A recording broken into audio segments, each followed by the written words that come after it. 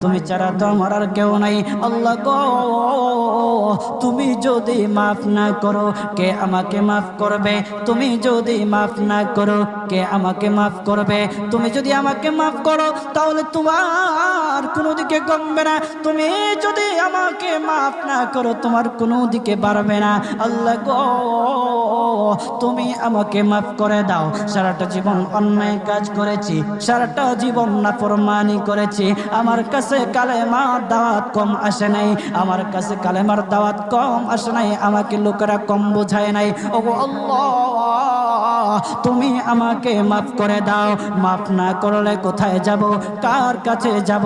বাবা যখন মারে তখন মার কাছে আশ্রয় নেওয়া যায়, মা যখন প্রহার করে তখন বাবার কাছে আশ্রয় নেওয়া যায়, বাবা মা যখন প্রহার করে তখন দুনিয়ার কারো না কারো কাছে আশ্রয় নেওয়া যায়।